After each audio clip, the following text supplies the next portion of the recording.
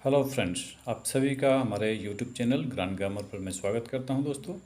और दोस्तों, आज की इस वीडियो में लेकर के आ रहा हूं use of infinitive with verb to be. दोस्तों, इसके ऊपर दो वीडियो ऑलरेडी पहले भी बन चुका है, जिसमें प्रेजेंट टेंस और पास्ट टेंस के अंतर्गत यूज होने वाले वर्ब टू बी के फॉर्म के साथ में जो इन्फिनेटिव का यूज होता है उसके बारे में मैं बता चुका हूँ। आज के इस वीडियो में दोस्तों मैं फ्यूचर टेंस के अंतर्गत आने वाले वर्ब टू बी के फॉर्म के बारे में हम लोग चर्चा करेंगे और इसके साथ में इन्फिनेटिव का कैसे इस्तेमाल होगा उसके बारे में हम लोग सीखेंगे। ओके दोस्तों, जैसा कि आप देख पा रहे हैं कि फ्यूचर टेंस लिखा हुआ है और इस टेंस के सामने शैल बी और विल बी लिखा हुआ है। शैल बी और will be is nothing but the future tense form of verb to be. Okay, यहाँ देखिए, एक सेंटेंस के माध्यम से हम लोग समझने का प्रयास करते हैं कि शैल बी और विल बी का यूज कैसे होता है। दोस्तों, फ्यूचर टेंस में जब भी आपका सेंटेंस वह जाने को रहेगा या वह जाने वाला रहेगा, दोस्तों देखिए कि यह सेंटेंस जो है कि हमारे आम जीवन में कितना उपयोगी है।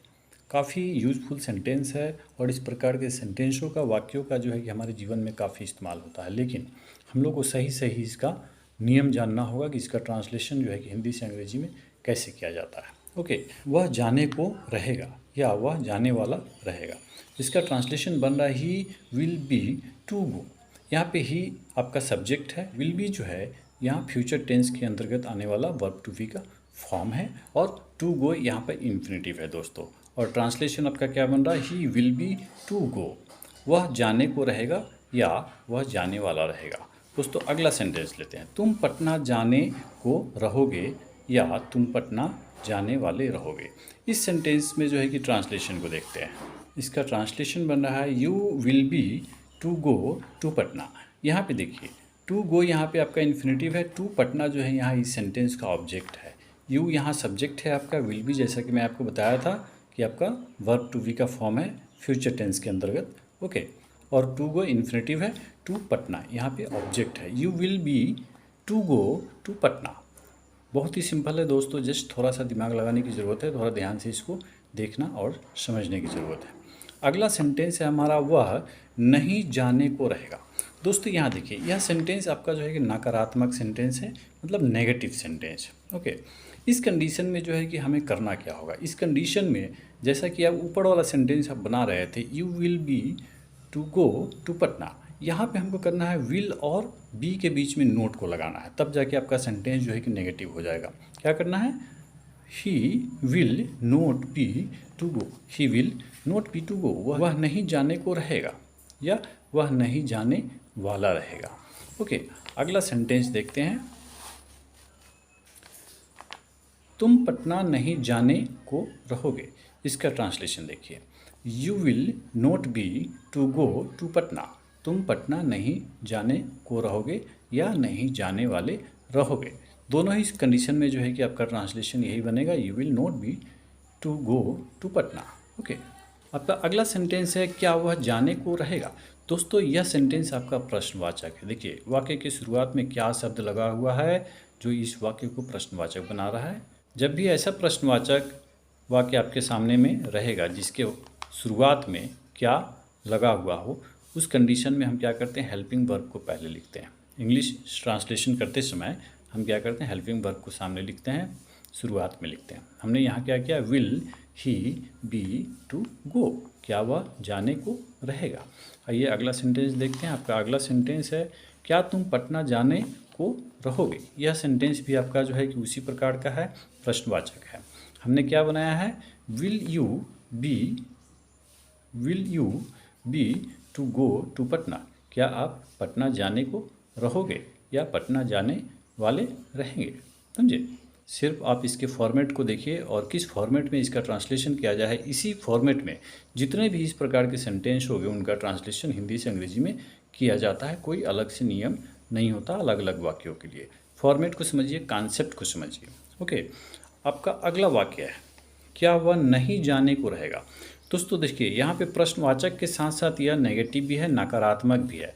क्या वह नहीं जाने को रहेगा। जब इस प्रकार का सेंटेंस आपके सामने होगा तो आप उसका ट्रांसलेशन कैसे करेंगे। देखिए, will he not be to go, will he not be to go. यहाँ पर देखिए, विल ही पहले जो है कि विल आया है, फिर ही आया है, आपका सब्जेक्ट है यहाँ पे। सब्जेक्ट के बाद में हमने यहाँ पे नोट को लगाया है, फिर बी लिखा गया है, उसके बाद में टू गो लिखा गया है। इस फॉर्मेट को ध्यान में रखिए कि इस फॉर्मेट में इस प्रकार के प्रश्नवाचक के साथ साथ जब नकारात्मक वाक्य होगा तो हिंदी से अंग्रेजी में आप बनाएंगे। ओके, अगला सेंटेंस देखिए, क्या तुम पटना नहीं जाने को रहोगे। यहाँ भी देखिए क्या पहले है, क्या पहले है और इसमें नहीं लगा हुआ है, यह प्रश्नवाचक भी है। Will you not be to go to Patna, यहाँ भी देखिए सेम उसी प्रकार से इसको भी ट्रांसलेट किया गया है। पहले विल को लिखा गया है, फिर सब्जेक्ट यू लिखा गया है, सब्जेक्ट के जस्ट बाद आपका नोट आ गया है। ओके, उसके बाद में बी लिखा गया है, फिर आपका इन्फिनेटिव टू गो लिखा गया है, अंत में आपका ऑब्जेक्ट टू पटना लिखा गया है।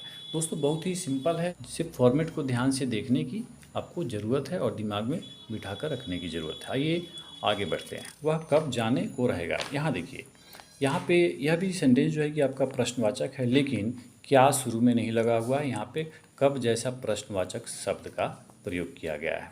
ओके, जब भी इस प्रकार का सेंटेंस आपके सामने होगा, प्रश्नवाचक सेंटेंस आपके सामने होगा, पहले हम क्या करेंगे, प्रश्नवाचक शब्दों की अंग्रेजी को हम इंग्लिश ट्रांसलेशन करते समय पहले लिखेंगे। उसके बाद में आपका हेल्पिंग वर्ब लिखा जाएगा, विल लिखा गया यहाँ, फिर आपका सब्जेक्ट लिखा जाएगा, ही लिखा गया, देन बी लिखा जाएगा और अंत में आपका इन्फिनेटिव पार्ट टू गो लिखा गया है और यही लिखा जाएगा। सेंटेंस क्या बनता है, when will he be to go, वह कब जाने को रहेगा। ओके, अगला सेंटेंस देखते हैं, तुम क्यों पटना जाने को रहोगे। इसका ट्रांसलेशन देखिए क्या बन रहा है। पहले हमने क्यों की अंग्रेजी वाई को लिखा है, उसके बाद आपका विल लिखा गया है, फिर आपका सब्जेक्ट यू लिखा गया है, फिर बी को लिखा गया है, उसके बाद में इन्फिनेटिव टू गो को लिखा गया है, फिर उसके बाद में टू पटना आपका object part of the sentence को लिखा गया। Why will you be to go to Patna. Okay, आपका अगला सेंटेंस है, तुम क्यों नहीं पटना जाने को रहोगे। अब देखिए दोस्तों, यह सेंटेंस कुछ अलग है। यहाँ पर भी जो है कि आपका प्रश्नवाचक शब्द क्यों लगा हुआ है और यहाँ पे नहीं भी लगा हुआ है, मतलब यह प्रश्नवाचक के साथ साथ नकारात्मक भी है।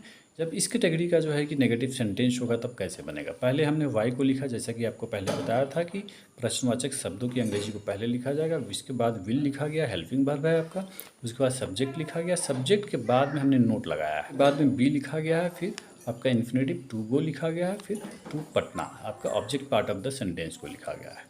ओके दोस्तों, यह जो फॉर्मेट है, फॉर्मेट कहने का मतलब कॉन्सेप्ट अगर आप समझ जाते हैं तो आप इस प्रकार की किसी भी सेंटेंस का ट्रांसलेशन बड़ी आसानी के साथ में आप हिंदी से अंग्रेजी में कर सकते हैं।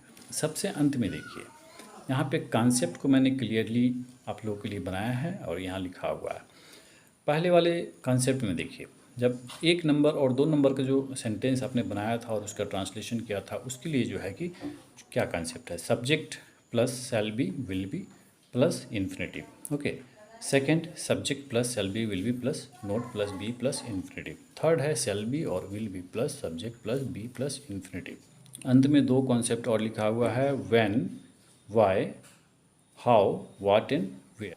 यह प्रश्नवाचक शब्दों की अंग्रेजी है। ओके, यहाँ पे when, why, how, what, where plus will और शैल plus subject plus be plus infinitive. दूसरा वाला जो है नकारात्मक, जो कि इस कैटेगरी का होगा, प्रश्नवाचक शब्दों के साथ साथ नकारात्मक होगा, उनका ट्रांसलेशन हिंदी से अंग्रेजी में करने के लिए इसमें क्या है, ये कॉमन है, जैसा कि आपको मैं बताया था, plus will plus shall plus subject plus not plus be plus infinitive लिखा जाएगा। अगर इसके बाद में अगर कोई ऑब्जेक्ट पार्ट है आपके सेंटेंस में, वह लिखा जाएगा। ओके, इस कॉन्सेप्ट को आप ध्यान में रखिएगा। This is very important part two understand. आप चाहें तो इसको नोट कर लीजिएगा, क्योंकि इसी के सहारे क्या होता है कि आपका ट्रांसलेशन जो है कि किया जाता है हिंदी से अंग्रेजी में। दोस्तों, मैं उम्मीद करता हूं कि आप लोगों को मेरा प्रयास यह ज़रूर पसंद आया होगा। अगर आपको यह प्रयास मेरा पसंद आया होगा दोस्तों, तो इस वीडियो को ज़रूर शेयर कीजिएगा, ज़्यादा से ज़्यादा शेयर कीजिएगा, ताकि जो है कि और लोगों तक यह पहुंच सके और भी दोस्त लोग जो है कि इसका फ़ायदा उठा सकें। ओके, तब तक के लिए आप देखते रहिए ग्रांड ग्रामर यूट्यूब चैनल और सीखते रहिए, अपने अंग्रेजी को मजबूत बनाते रहिए। Thank you.